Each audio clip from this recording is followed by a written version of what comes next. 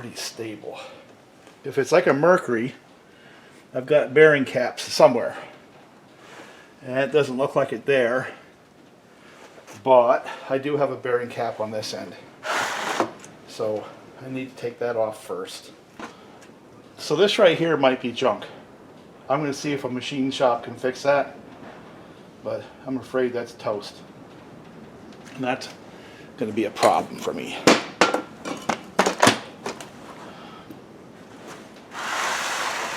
I kind of anticipated where we are now, but I didn't anticipate that one. Alright, so let's take off the bearing cap. It'll come right off. If it doesn't, it doesn't matter. As soon as I top that off, it's going to come off anyway. You know.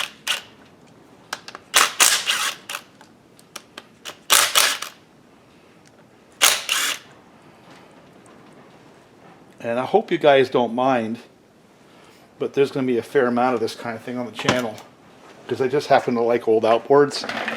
It's a 9/16. Yeah, look at that.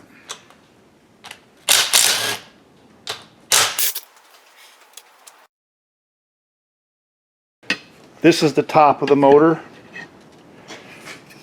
right? And we have that loom clamp, this little device right here for doing the idle setting on the carburetors, and then of course part of the cover mount right here. And then on the other side you got the other cover mount right there, and then this is where we had, oh, I can't remember what was tied to that. Something was tied to that.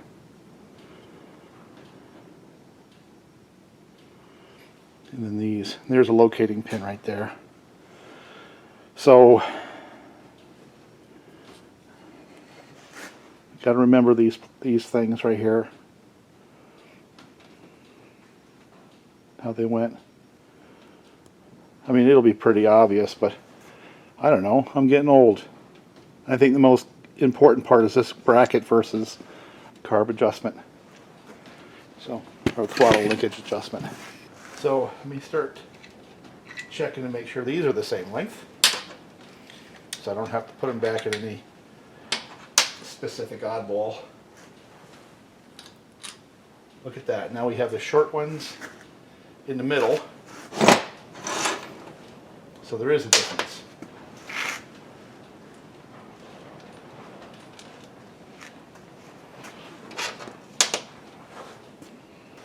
You know, the one thing I've never figured out in life is why whatever wrench it is you're looking for is the one you can't find.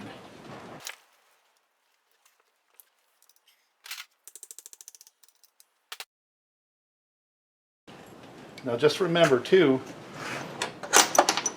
these two longer bolts came from the bearing cap end. I got to remember that as a detail. You think this video is for you, right? This video is for me too, because what I do is I go back and reference my videos when I go back and put things like this together. But also, let's say somewhere in the process there's a problem. I always want to see whether there was something that I did in the process that could have created that issue. The reason why I know this one has to be short is because there's no way it would go past that flange if it was a long one. So I'm going to go ahead and start putting these away in their box so don't lose them. Right, this one here has a washer. Alright, everything there. Yes, they all have washers. Let me get these end ones off. And that cylinder head, you're going to hear me complain about that because that was not something I anticipated. I'm going to bring it to a local machine shop and see if there's something they can do. 7/16. Another detail is this one right here, the top of the clamp has got a wire loom.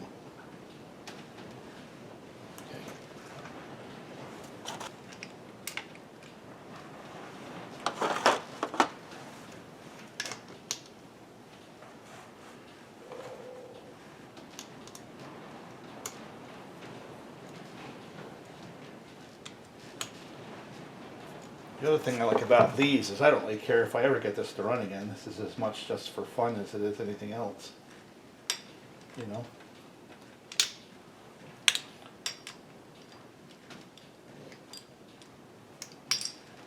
Now it'll be blatantly obvious, but obviously this one goes to the exhaust side with that right there. All right.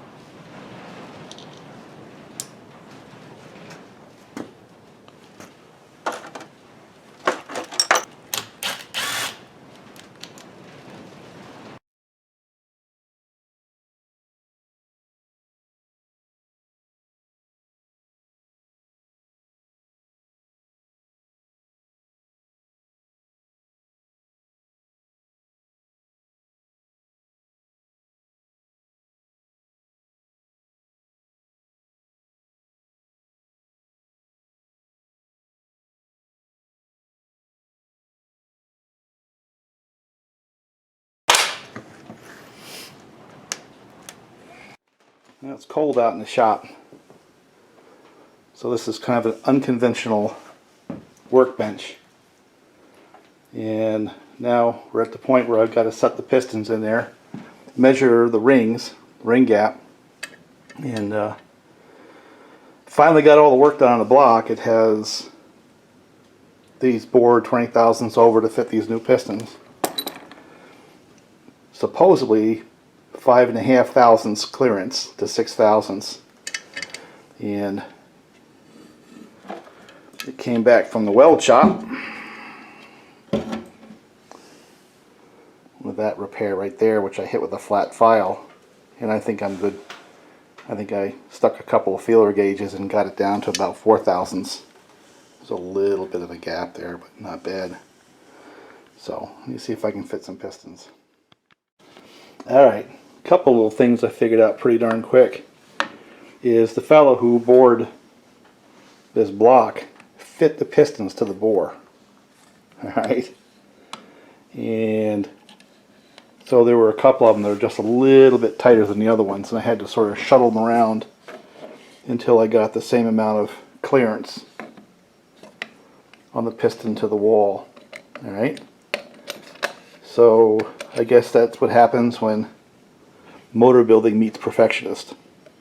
The second thing is, this is the top side where the flywheel is, right? There's an up on the piston which goes to the top side every time. And then you know if you got your connecting rods right, if that oil hole right there is to the top side. And the idea again is to pick fixture and get it into those needle bearings. The writing's up here. So I'm going to find out whether or not when they fix this block right here, we had to TIG weld that. I hit it with a flat file. Put the crank in there. We'll see if there's enough room for the connecting rod to get back through there. I think there is, but we'll see. So the next issue I have is these rings are too tight. So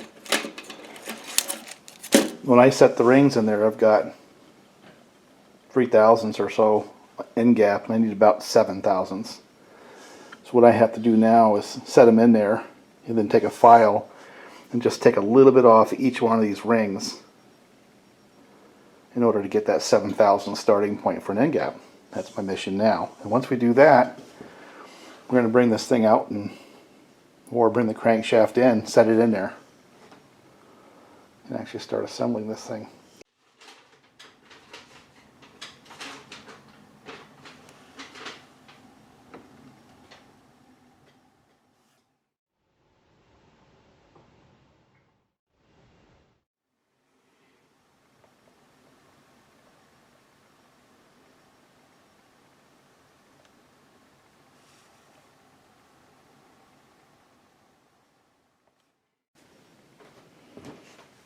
And I pretty much have to do this for each ring and each bore. I got a 7 thousandths feeler gauge right here, and it's got to fit in that gap, and that one just does. And you don't want more than 15 thousandths, so like the go no go. 17, 7. That doesn't fit in there. That does. So that ring is okay. That's the top ring. This is the bottom. So those are set. We start working to the next set of rings. And each bore is a little bit different. Every one.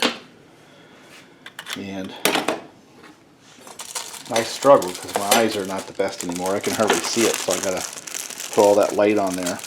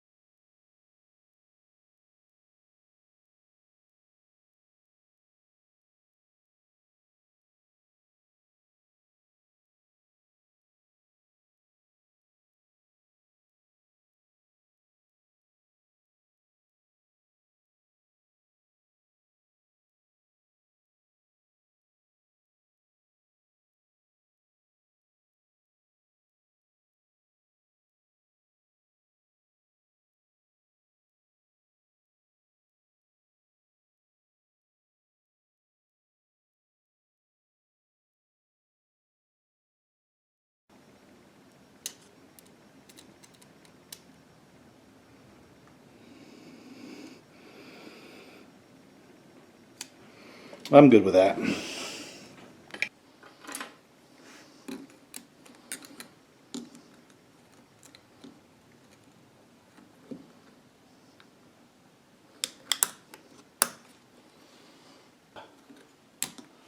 Dirt bike or a chainsaw.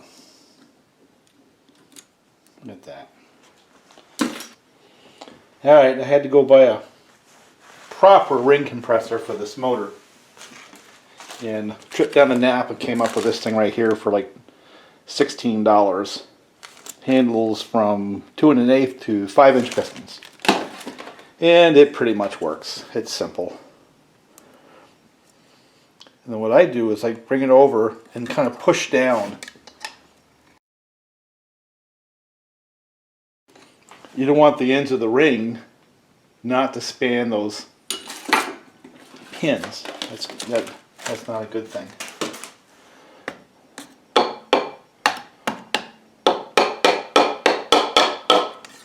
That's it. Makes things a little bit easier. Make sure they go free.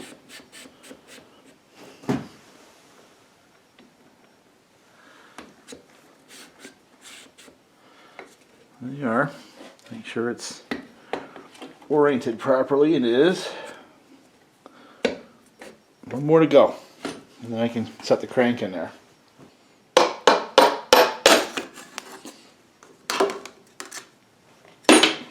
There we go.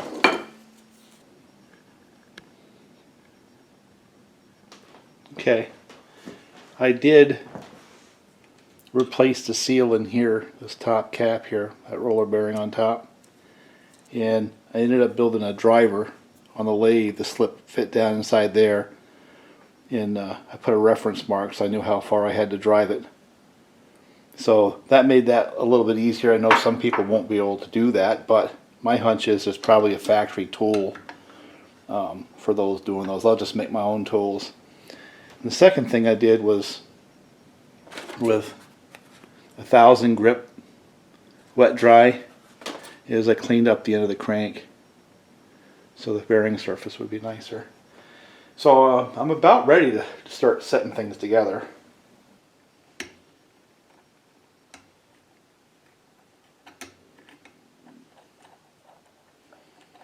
And we'll start the process of setting in the bearings and dropping in the crankshaft, I guess. Why not? We're here now, right? And then I'll clean up the flange surface. I'm not going to use gel seal. I'm going to use 1184 because I believe in my heart that 1184 will handle the irregularities as well, if not better. And I mean, I've got both.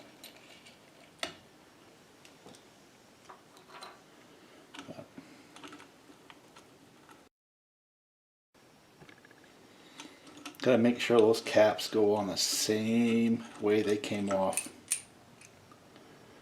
why I'm setting them that way. Now, there's a couple little details. There's these pins right here, so all the main bearing have to sit in those pins. And let me push these down.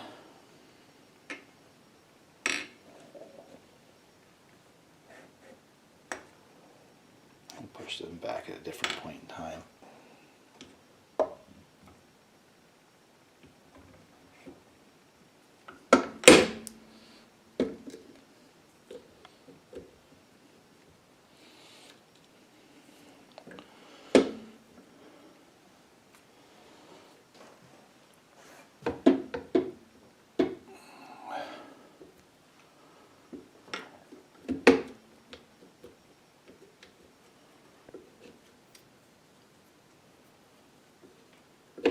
There it goes. There's that one. There, that one settled down too.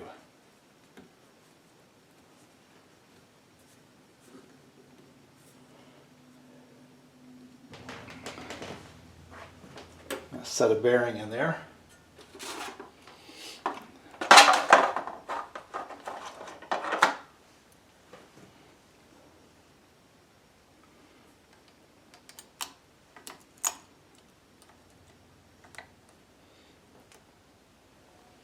Put a bunch of oil in there.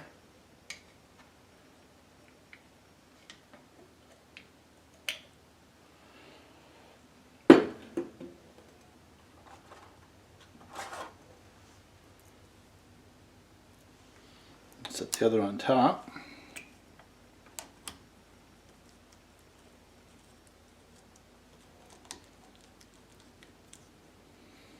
All right.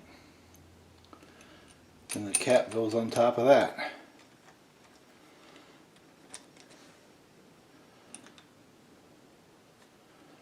And we repeat.